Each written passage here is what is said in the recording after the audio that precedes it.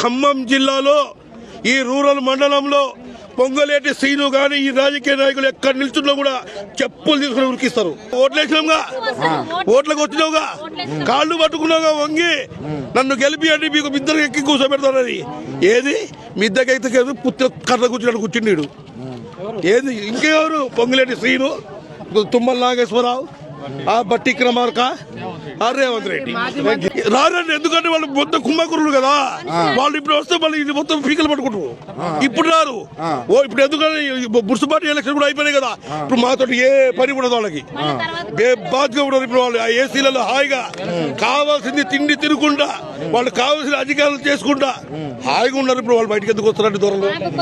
దొరలు లక్షల ఎకరాలు ఉండొచ్చు, కోట్లు ఉండొచ్చు, అంతస్తుల మీద అంతస్తులు ఉండొచ్చు, ఏసీ బెంచింగ్ కార్లు ఉండొచ్చు.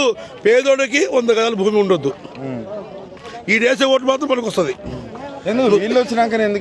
అయింది మరి. అదే పాప పువ్వారాజా గారు ఉన్నప్పుడు, ఆ రాజకీయం ఉన్నప్పుడు అట్లా చూసి మాకు చూసి చూడకుండా వెళ్ళిపోయాడు. మాకు చూసి చూడకుండా వెళ్ళిపోయాడు. మేము కరెంట్ లాక్కున్నాం, మమ్మల్ని ఎవడు ఏమల్లా. మేము నీళ్లు మేము మోటార్లు పెట్టుకున్నాం, మమ్మల్ని ఎవడు ఏమల్లా. కాంగ్రెస్ రాజకీయం వచ్చింది, దొంగ రాజకీయం అయిపోయింది. ప్రమాణం పూర్తిగా చెప్తున్నాం. మా పిల్లలు స్టార్ట్ చేసి మేము మొత్తం కాంగ్రెస్కి ఓటేసినాం. మాకు కాంగ్రెస్ కావాలి, కాంగ్రెస్ ఓటేసినాం. కానీ మాకు ఏది చేయలేదు. ఇక నుంచి ఈ ఖమ్మం జిల్లాలో ఈ రూరల్ మండలంలో పొంగలేటి శ్రీను గాని ఈ రాజకీయ నాయకులు ఎక్కడ నిల్చున్నా కూడా చెప్పులు తీసుకుని ఉరికిస్తారు. అంత కోపం ఉందని? అంత కోపం కాదు, కడుపు రగిలిపోతుంది. ఇది లేదు సార్. ఇప్పుడు నీళ్లు లేవు, మాకి మంచి నీళ్లు లేవు, పేదలు ఎండుకుపోతున్నాయి. యాడిగో ఈ బజార్లో పడుకుంటాము, ఇక ఇక్కడే పడుకుంటాము. మా సామాన్లు కూడా ఏడునే తెలియదు, మొత్తం మట్టి కప్పారు. మాకు టైం కూడా ఇవ్వలేదు, వండుకోవడానికి కూడా ఏమీ లేవు సార్. అసలు ఏమి లేవు.